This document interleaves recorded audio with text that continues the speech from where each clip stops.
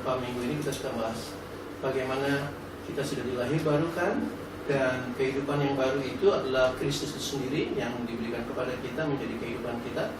Dan di dalam kehidupan yang baru itu kita perlu belajar mengenal Kristus yang adalah kehidupan kita itu. Dan oleh belajar mengenal Kristus itu, maka kita akan mendapatkan dan menyesuaikan pikiran kita dengan apa yang kita pelajari. Dengan demikian kita perlu tahu apa Kristus itu, karena ini sangat-sangat penting bagi kita. Ya, jadi seperti yang saya katakan tadi, bahwa Kristus itu adalah kehidupan baru yang Allah berikan kepada kita. Jadi dia bukanlah satu sosok pribadi yang bukan menjadi kehidupan, sehingga kita seakan-akan mempelajari pribadi itu dari luar. Kita tidak bisa belajar Kristus atau mengenal Kristus dari hal-hal yang dari luar kita. Karena Kristus itu ada di dalam kita, dan dia adalah roh, dan dia tinggal dalam kita menjadi kehidupan kita. Maka Roh Kudus akan membukakan hal-hal atau Kristus ini di dalam kita, bukan yang di luar. Sehingga minggu lalu kita sudah katakan bahwa bukan belajar Kristus itu dari sekolah-sekolah, bukan juga belajar Kristus dari pelayanan-pelayanan, atau belajar Kristus dari urapan-urapan sehingga kita bisa mengenal Kristus dan sebagainya. Tetapi kita harus belajar Kristus dari dalam kita, dari mana Roh Kudus menuntun kita. Jadi kita memiliki Kristus itu bukan karena kita dibaptis air, tetapi sebelum terjadi pembaptisan itu sebenarnya, karena baptisan itu adalah tindakan iman kita. Kita melihat Kristus, menyadari Kristus, kita seharusnya sudah terlebih dahulu memiliki Kristus. Dengan kata lain, Kristus itu tidak ditentukan oleh upacara-upacara yang di luar, karena sekali lagi dia ada di dalam kita. Nah, kalau kita memiliki Kristus sebagai kehidupan kita, akan aneh bagi saya kalau saya tidak mengenal kehidupan saya itu, atau kalau saya berjalan tidak dengan kehidupan saya berjalan dengan kehidupan orang lain misalnya. Nah, bagaimana kita mengenal kehidupan kita ini sangat penting, sehingga apapun yang saya define, apapun yang saya pandang, saya lihat, saya nilai, maka semua itu datang dari kehidupan saya, gitu ya. Datang dari fondasi yang ada pada saya. Itu pentingnya kita mengenal Kristus. Kalau saya misalnya dari sebuah suku, maka ketika saya berhadapan dengan orang lain, saya akan menilai menurut pola pandang suku saya. Kenapa? Karena dari situlah saya lahir. Ketika saya lahir di Indonesia, maka kalau ada orang Amerika datang, saya akan menilai orang Amerika ini menurut sudut pandang orang Indonesia. Kenapa? Karena dari situlah saya datang, saya lahir, dan itulah kehidupan saya. Demikian juga untuk kita orang-orang yang baru lahir dalam Kristus. Kalau Anda tidak memiliki pemahaman akan Kristus itu, maka Anda tetap akan menilai segala sesuatunya itu menurut pola pandang Adam atau manusia lama itu. Sehingga kita perlu melakukan penggantian di dalam pola pikir kita, dan kita perlu menghidupi kehidupan kita itu. Jadi kehidupan kita itu bukan menjadi teori. Yesus itu bukan cuma sebagai penyembuh, Yesus itu bukan cuma sebagai juru selamat yang menggantikan saya mati di kayu salib, tapi dia adalah kehidupan saya. Jadi measurement-nya, jadi ukurannya, segala tindakan saya itu harusnya Kristus. Kristus itu adalah dasar dari segala penilaian kita, dasar dari pola pandang kita, dasar dari kita memahami keberadaan kita di hadapan Allah. Tanpa kita mengenal atau kita mengetahui Kristus yang adalah kehidupan kita itu, maka kita nggak tahu diri kita di hadapan Allah. Kita akan mendefine, kita akan mendefinisikan, kita akan mengukur diri kita di hadapan Allah menurut aturan-aturan agamawi, menurut aturan-aturan dogma-dogma, doktrin-doktrin agama kita. Kalau saya beragama Kristen, maka saya akan mengukur kehidupan saya di hadapan Allah menurut agama Kristen. Dalam agama Kristen pun tergantung lagi, apakah saya denominasinya apa? Protestan, Katolik, atau Advent, atau Pentakosta. Tergantung lagi, masing-masing ini punya doktrin masing-masing, masing-masing punya pengajaran-pengajaran untuk mereka mengukur bagaimana keberadaan orang-orangnya itu, umatnya itu di hadapan Allah. Jadi kalau kita tidak memiliki Kristus sebagai ukuran kita di hadapan Allah, maka kita akan menggunakan fondasi kita yang sebelumnya, dasar kita yang sebelumnya, yaitu doktrin-doktrin agama kita, doktrin-doktrin denominasi kita. Nah, ini sesuatu yang sebenarnya tidak jelek, tetapi bukan Kristus. Ya, agama itu baik saja. Semua orang berkata agama itu baik, dan saya tidak berkata agama itu tidak baik. Tetapi saya harus bedakan antara agama dengan Kristus. Agama itu bukan Kristus. Sekali lagi kita sering kumandangkan itu, sebab Yesus itu tidak pernah membawa agama datang ke dalam dunia ini. Tidak juga agama Kristen. Tetapi kalau kita sudah tidak mengenal Kristus yang adalah kita punya kehidupan, maka segala pola pikir kita, saya harus ulangi itu, segala tindakan kita, segala ukuran yang kita pakai, itu pasti bukan Kristus.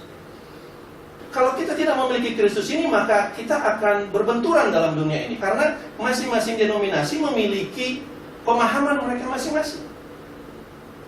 Kalau seandainya Anda sebelumnya ada di satu denominasi A misalnya, di dalam denominasi A ini Anda harus atau mengerti bahwa baptisan itu harus pecik. Untuk mengenal Allah, lalu untuk Anda mendapatkan keselamatan harus dibaptis dan seterusnya. Dan Anda memegang itu sebagai fondasi Anda, sehingga kalau Anda merasa sudah dibaptis percik, maka Anda merasa sudah selamat. Ukurannya apa? Denominasi itu punya ukuran. Dan tiba-tiba datang dari denominasi lain, sama-sama Kristen, yang mengajarkan baptisan selam. Dan Anda percaya itu. Jadi orang yang tidak memiliki fondasi Kristus, dia seperti orang yang membangun rumah di atas pasir. Ketika datang goncangan-goncangan, ketika datang angin ribut, ketika datang hal-hal yang menggoncangkan, dia mudah sekali runtuh apa yang sudah dia bangun itu. Karena fondasinya itu bukan Kristus. Sementara di dalam orang yang hidup dalam Kristus, fondasi kita itu cuma satu, saudara, yaitu Kristus saja yang diberikan kepada kita. Tidak ada lagi yang lain, hanya Kristus saja sebagai fondasi atau dasar daripada semua orang yang percaya. Hanya Kristus saja. Bukan agama, bukan hal-hal yang lain, hanya Kristus. Ini penting sekali. Kalau kita lihat di dalam 1 Korintus 3 misalnya, di dalam ayatnya yang ke-10, kalau Anda baca sampai ayat ke-15, Anda akan bisa baca bahwa sesuai dengan kasih karunia Allah yang dianugerahkan kepadaku, aku sebagai seorang ahli bangunan yang cakap telah meletakkan dasar dan orang lain membangun terus di atasnya. Tetapi tiap-tiap orang harus memperhatikan bagaimana ia harus membangun di atasnya. Ayat yang ke-11 dikatakan begini, karena tidak ada seorang pun dapat meletakkan dasar lain daripada dasar yang telah diletakkan, yaitu Yesus Kristus. Nah, dalam 1 Korintus 3 ini, Paulus membedakan antara orang-orang yang sering berkata, aku dari golongan Paulus. Kalau ayat yang keempatnya Anda baca 1 Korintus 3. Ada orang yang berkata, aku dari golongan Paulus, aku dari golongan Apolos. Apa itu? Artinya, mereka memiliki fondasi sebagai apa yang dibangun oleh Paulus. Lalu ada yang bilang, aku dari golongan Apolos. Apa itu? Mereka memiliki fondasi apa yang dibangun oleh Apolos. Mereka mengutamakan tokoh-tokohnya. Mereka mengutamakan golongannya, atau saya katakan mengutamakan denominasinya, bukan Kristus. Nah, Paulus katakan dalam ayat keempat, bukankah hal itu menunjukkan bahwa kamu masih manusia duniawi, bukan rohani? Kalau kita memiliki bahwa pemahaman keselamatan saya itu karena berdasarkan saya punya denominasi, maka sebenarnya kita tidak memiliki dasar Kristus. Kita mungkin sudah menerima Kristus, tetapi kita tidak memiliki dasar. Kita tidak menjadikan Kristus sebagai, atau kita tidak memberdayakan, atau kita tidak memberlakukan Kristus adalah kehidupan kita itu sendiri. Kita memakai doktrin-doktrin sebagai kita punya fondasi kehidupan. Nah, ini bukan berarti Anda tidak memiliki Kristus, tetapi Kristus tidak menjadi kehidupan kita. Doktrin-doktrin itu, ajaran-ajaran itu, bisa saja ajaran turun-temurun, bisa saja ajaran adat istiadat, bisa saja dari ajaran dari kakek nenek moyang kita. Itu yang melandasi kita punya kehidupan. 1 Korintus 3 ini Paulus berkata, bahkan di dalam pelayanan pun banyak orang melandasi hal itu. Karena dia katakan, apa itu Paulus, apa Apolos? Mereka itu cuma pelayan. Tetapi yang memberi pertumbuhan itu Allah. Yang menjadi benihnya itu juga Allah, bukan Paulus, bukan Apolos. Bahkan dalam pelayanan pun, kalau tujuan kita membangun gereja adalah supaya gereja kita lebih dikenal orang, maka kita membesarkan golongan, bukan Kristus. 1 Korintus 3 ini bagus sekali Paulus katakan. Dia katakan ayat 11, karena tidak ada seorang pun yang dapat meletakkan dasar lain daripada dasar yang telah diletakkan, yaitu Yesus Kristus. Tanpa memiliki dasar Kristus ini, tidak heran kalau gereja itu bisa terpecah-pecah. Tidak heran jika kita sebagai orang percaya tidak memiliki dasar. Kita punya kebenaran, tidak memiliki pemahaman yang jelas di hadapan Kristus. Tidak heran kalau Anda masih ragu, saya dosanya diampuni apa enggak ya? Saya kemarin bikin dosa, saya sudah mengaku pada Tuhan, tapi kira-kira saya diampuni apa enggak ya? Tidak heran kalau Anda tidak memiliki fondasi apakah Anda masuk sorga atau tidak masuk sorga. Kenapa? Karena dasarnya bukan Kristus. Dasarnya bukan Kristus. Selagi fondasi kita bukan Kristus, saudara, Anda mungkin bisa lahir baru, tapi pola pikir Anda tidak berubah. Itulah sebabnya saya katakan tadi, penting sekali pengenalan kita akan Kristus, karena pengenalan akan Kristus itu akan membuat kita bisa membangun di atas dasar itu, bukan berdasarkan denominasi, bukan berdasarkan golongan, bukan berdasarkan doktrin-doktrin, tapi berdasarkan Kristus yang menjadi nyata di dalam kita. Kristus yang dinyatakan Roh Kudus langsung kepada kita, bukan diajarkan oleh guru-guru agama. Kristus yang dinyatakan Roh Kudus langsung kepada kita sebagai kehidupan kita, bukan yang kita pelajari dari buku-buku. Supaya apa? Supaya bisa berdiri teguh, tidak diombang-ambingkan oleh pengajaran.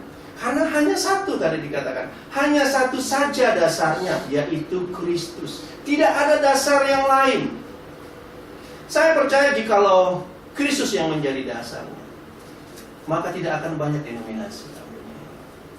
Orang tidak berusaha mendirikan standar kebenarannya sendiri-sendiri. Kalau Kristus, sekali lagi kalau Kristus. Tapi kalau kita masih berhubungan dengan kita punya ajaran denominasi, ajaran-ajaran kekristenan, ajaran-ajaran agama Kristen, maka jangan-jangan kita tidak lagi bergerak dengan Kristus. Saya tidak katakan ajaran Kristen tidak baik, tidak, tetap baik. Tetapi sekali lagi, Allah tidak pernah memberikan agama Kristen sebagai fondasi dasar daripada kehidupan orang percaya. Allah hanya memberikan Kristus sebagai dasar atau fondasi bagi setiap orang yang percaya. Suatu waktu Paulus pernah menegur Petrus. Karena apa? Karena Petrus walaupun murid Yesus, Petrus walaupun dia sudah menjadi rasul, dia masih meletakkan pandangan dia kepada hukum Taurat. Dia masih membedakan antara orang Yahudi dengan bukan orang Yahudi. Dan Paulus katakan yang begitu itu bukan Kristus. Petrus walaupun rasul, dia tidak mengenal dengan baik Kristusnya itu sebagai dasar daripada kehidupan dia sebagai orang percaya. Memiliki pola pandang seperti itu bukan Kristus. Apalagi kalau kita masih menempatkan diri kita di bawah hukum Taurat, itu bukan Kristus. Nah, pola pikir seperti ini harus diganti. Diganti dengan Kristus yang adalah kehidupan kita, yang adalah fondasi kita. Makanya penting sekali. Kalau Anda tidak memiliki fondasi Kristus dan Anda memiliki fondasi yang dari ajaran agama, maka bisa aja suatu waktu ketika Roh Kudus bukakan Kristus dan kebetulan cocok dengan doktrin Anda, cocok dengan Anda punya denominasi, punya doktrin, Anda bilang itu dari Allah. Tapi kalau Roh Kudus bukakan sesuatu yang bertentangan dengan doktrin Anda, lalu Anda katakan bahwa itu bukan dari Allah. Kenapa? Karena yang menjadi fondasi Anda itu bukan Kristus. Yang menjadi fondasi Anda adalah doktrin denominasi Anda. Kristus itu hanya menjadi pelengkapnya. Kalau cocok kita bilang Allah, kalau nggak cocok kita bilang bukan Allah. Jadi bukan Kristus fondasinya. Mudah sekali untuk kita menilai orang seperti ini, bahwa orang ini sebenarnya dia tidak memiliki dasar pemahamannya itu Kristus. Dia memiliki dasar pemahamannya agamawi. Walaupun mungkin kita beribadah dengan tulus, kita beribadah dengan sungguh-sungguh, kita beribadah dengan memanggil nama Tuhan dengan sungguh-sungguh. Kalau Anda lakukan berdasarkan teori, sekali lagi saya harus katakan itu bukan Kristus. Padahal Roh Kudus itu diberikan kepada Anda dan saya untuk mengajar. Herannya kita masih mencari pengajar di luar. Sementara Roh Kudus yang ada dalam kita abaikan dia. Kita bilang itu bukan roh, itu cuma suara hati nurani saya, itu hanya pikiran saya. Kita yang mengatur peranan roh di dalam itu dan kita bilang itu bukan dari Allah. Tetapi kalau kita dengar di luar ada banyak mujizat yang dilakukan, ada banyak pengurapan yang dilakukan, kita bilang orang ini orang yang diurapi Allah. Saya harus katakan bahwa sekali lagi Allah tidak menjangkau umatnya, itu tidak membuat Anda bertumbuh dari hal-hal yang di luar. Kita sudah pelajari dalam 2 kali pertemuan sebelumnya bahwa pertumbuhan kita itu adalah datang dari dalam. Kita mengenal Kristus, bertumbuh menuju kepada kepenuhan Kristus itu. Di dalam Efesus 4 Dalam Efesus 4 ayatnya yang ketiga, itu jelas sekali dikatakan oleh Paulus bahwa disitulah terjadi peranan daripada para nabi-nabi. Efesus 4 ayatnya yang ke-11 dan seterusnya. Memberikan rasul-rasul, nabi-nabi, pemberita Injil untuk memperlengkapi. Jadi nabi-nabi itu berperan untuk memperlengkapi. Kalau perjanjian lama, nabi-nabi itu Allah berbicara lewat nabi-nabi. Jadi suara nabi itu sama dengan suara Allah di dalam perjanjian lama. Tapi di dalam perjanjian baru, Allah berbicara langsung kepada Anda dan saya di dalam roh, di dalam Kristus. Tetapi masih ada rasul-rasul, masih ada nabi-nabi. Karena dalam Efesus 4 ayat 11 ini ya, tujuannya adalah untuk memperlengkapi orang kudus bagi pembangunan tubuh. Ayat ke-13, sampai kita semua telah mencapai kesatuan iman dan pengetahuan yang benar tentang anak Allah. Kan? Kedewasaan penuh, tingkat pertumbuhan yang sesuai dengan kepenuhan Kristus. Kepenuhan Kristus. Jadi bukan kepenuhan doktrin, bukan kepenuhan, oh saya sudah memahami kok doktrin Protestan, bukan itu. Sehingga kadang-kala saya bilang begini, kadang-kala kita sekarang mendefinisikan iman itu bukan lagi mendefinisikan menurut Kristus. Coba aja dengar, kadang-kala kita dengar kata-kata iman Protestan, iman Katolik, iman Pantekosta. Kita definisikan iman itu menurut golongan denominasi kita. Dan Paulus katakan 1 Korintus 3, jikalau itu terjadi maka Anda masih manusia duniawi. Itu tertulis jelas dalam 1 Korintus 3 tadi. Di sini kita bisa melihat bahwa penting sekali kita melihat, memahami bahwa Kristus adalah dasar dari segala sesuatunya. Kalau tidak, saudara, Anda akan memperlengkapi Anda punya pemahaman, membangun di atas Anda punya fondasi denominasi itu hal-hal yang sebenarnya ada dalam Kristus. Misalnya, di dalam 1 Korintus 1 ayat ke-30 jelas sekali tertulis di situ demikian. Tetapi oleh Dia kamu berada dalam Kristus Yesus, yang oleh Allah telah menjadi hikmat bagi kita. Ia membenarkan dan menguduskan dan menebus kita. Bahasa Inggrisnya jauh lebih bagus, bahwa Kristus itu adalah wisdom, adalah righteousness, adalah sanctification, adalah redemption. Kristus adalah, atau Kristus telah dijadikan hikmat, kebenaran, kekudusan, dan penebusan kita. Kristus dijadikan. Nah, kalau kita tidak mengenal Kristus, maka kita akan berusaha membuat diri kita hidup kudus di hadapan Allah. Dengan apa saja? Tindakan, misalnya nggak nonton TV. Misalnya, oh besok mau pelayanan, saya nggak boleh ke bioskop hari ini, saya nggak boleh jalan-jalan di mall. Kenapa? Supaya saya harus kudus. Itu tindakan daging, itu tindakan manusia daging.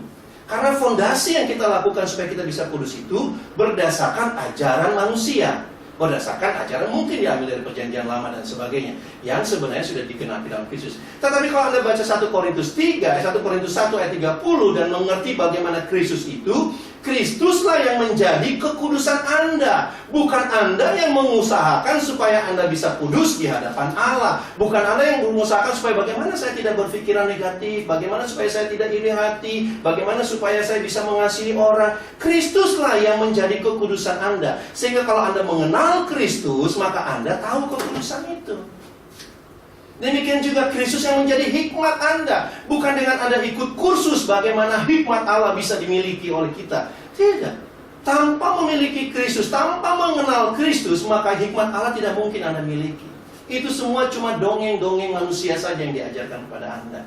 Karena hikmat Allah itu adalah Kristus itu sendiri. Allah telah menjadikan Kristus hikmat bagi kita, kekudusan bagi kita, kebenaran bagi kita, penebusan bagi kita, dan seterusnya.